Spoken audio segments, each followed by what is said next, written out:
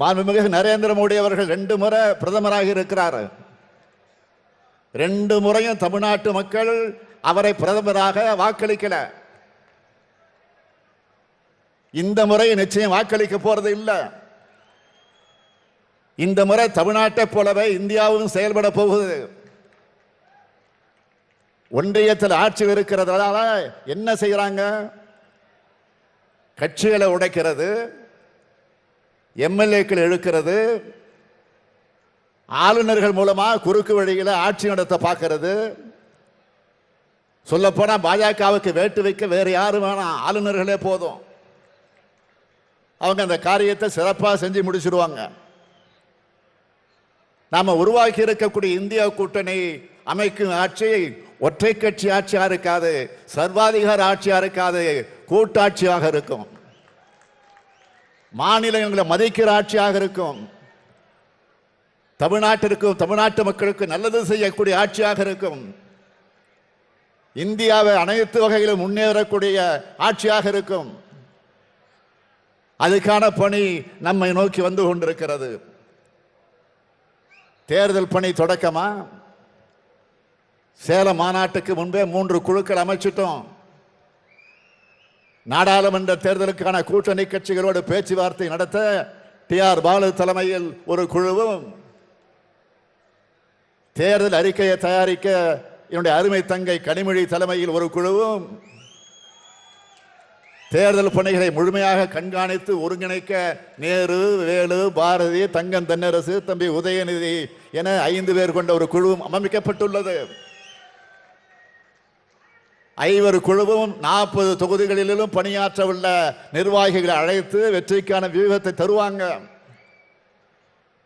அறிக்கை தயாரிக்க குழு முக்கிய நகரங்களுக்கு வந்து முக்கிய நகரங்களுக்கு சென்று மக்கள் கருத்துக்களை கேட்பாங்க. கூட்டணி பற்றியும் யார் வேட்பாளர் பற்றியும் தலைமையின் கையில் விட்டுடுங்க, அதை நாங்கள் பார்த்துக்கிறோம். வெற்றி பெறுபவரே வேட்பாளர் என்று முன்பே நான் சொல்லி இருக்கிறேன். யார் வேட்பாளர்னு நீங்க போட்டு மனசை குழப்பிக்க வேண்டாம். யார் வெற்றி பெற போறாங்களோ அவங்க தான் வேட்பாளர், இது உறுதி. பல்லாயிரக்கணக்கான வாக்குச்சாவடி முகவர்கள் இருக்கிறார்கள், லட்சக்கணக்கான நிர்வாகிகள் இருக்கிறார்கள், கோடிக்கணக்கான உடன்பிறப்புகள் இருக்கிறார்கள். 40 நமதே, நாடு நமதே என நாளை முதல் புறப்படுங்கள். வருகின்ற 3 மாத காலம் நீங்கள் உழைக்கும் உழைப்பில் தான் இந்தியாவினுடைய அடுத்த 5 ஆண்டு எதிர்காலம் அடங்கியிருக்கு. உங்கள் உழைப்பை முழுமையாக வழங்குங்கள். நம் அனைவரின் ஒற்றை நோக்கம் இந்தியா கூட்டணியை வெல்ல வைப்பது, இந்தியாவை வெல்வது. இதுதான் சேலம் மண்ணில் நின்று இந்த நாட்டுக்கு நாம் சொல்லும் செய்தி. என் உயிரினும் மேலான இளைஞரணி தம்பிமார்களே, உதயநிதி மட்டுமல்ல, நீங்கள் அனைவருமே என்னுடைய மகன்தான். உங்கள் ஒவ்வொருவரையும் என் மகனாக, கழகத்தின் கொள்கை வாரிசுகளாகத்தான் பார்க்கிறேன். உங்கள் அனைவரையும் இங்கிருந்தபடியே அரவணைத்து அணைத்துக் கொள்கிறேன். உங்களால் நான் இப்போது 1,00,000 பேரின் சக்தியை பெற்றுவிட்டேன். சேலத்தில் சூளுரைப்போம், சேர்ந்து எழுவோம், இந்தியா கூட்டணி வெல்லட்டும், அதனை காலம் சொல்லட்டும். நாடும் நமதே, 40 நமதே.